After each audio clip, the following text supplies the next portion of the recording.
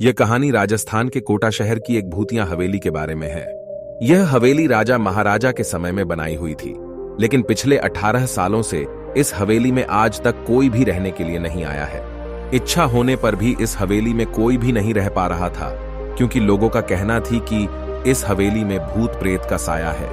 जब अजीत सिंह को इस हवेली के बारे में पता चला तो उसने तय किया कि वो इस रहस्य को जानकर ही रहेगा, क्यों लोग इस हवेली में नहीं रह पा रहे हैं। उसने मजबूत इच्छा शक्ति से हवेली में रहने की पूरी तैयारी कर ली। जब उसने हवेली के अंदर जाने के लिए पैर आगे बढ़ाए तो दरवाजे पे किसी अनजान व्यक्ति ने उसे रोक लिया और नजदीक जाके बोले, कौन हो आप और किधर जा रहे हो?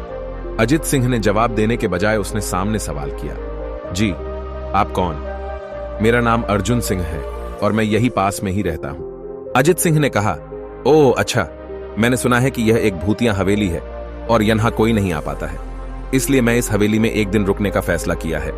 अर्जुन सिंह ने कहा, जी हां, आपने सही सुना है और आप भी अंदर मत जाइए, मेरी माने तो आप भी वापस लौट जाइए, यहां बहुत खतरा है। यह सुनकर अजीत सिंह खुश हो गया, जैसे उन्हें कोई लॉटरी लग गई हो। अर्जुन ने उसकी खुशी को देखकर बोला, आप क्यों खुश हो रहे हो? आपको तो भूत का नाम सुनकर डर लगना चाहिए।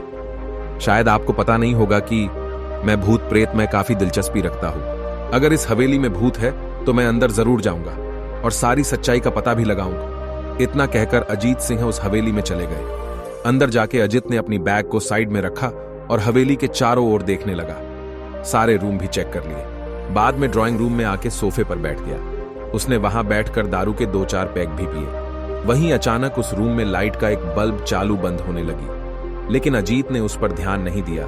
थोड़ी देर बाद दूसरा बल्ब चालू बंद होने लगा, फिर तो हवेली की सारे लाइट चालू बंद होने लगी। यह सब देखकर अजीत अपनी जगह पे खड़ा हो गया और संपूर्ण सावचेत हो गया। अचानक उसके सामने एक छोटा टेबल हवा में उड़ने लगा, करीबन 6 फुट हवा में ऊपर जाके गोल गोल घूमने लगा और बाद में अजीत की ओर तेजी से आने लगा। अजीत ने तुरंत ही अपनी जगह बदल दी और दूसरी ओर चला गया और वो टेबल वहीं जाके गिरा जहां अजीत खड़ा था। अजीत कुछ समझ पाता उतने में सोफे की शीट उसकी ओर आने लगी। वो जल्द खड़ा हो गया और छलांग लगा के दूसरी ओर कूद गया, जिसके कारण सोफा दीवार को टकराया और अजीत बच गया।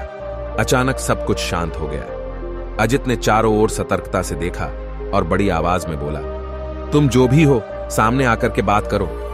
वहीं एक बड़ी परछाई उसके सामने आई।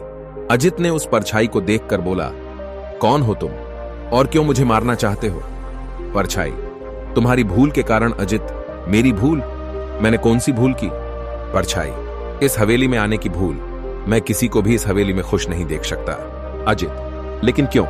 वो परछाई ने जवाब दिया, आज से 18 साल पहले इस हवेली के मालिक ने मुझे यहीं पे ही मार डाला था। मेरी कोई गलती भी नहीं थी। इस कारण की वजह से मेरी आत्मा इस हवेली में भटकती रहती है। मैं किसी को भी इस हवेली में नहीं रहने दूंगा, क्योंकि इस हवेली में मेरा खून हुआ था।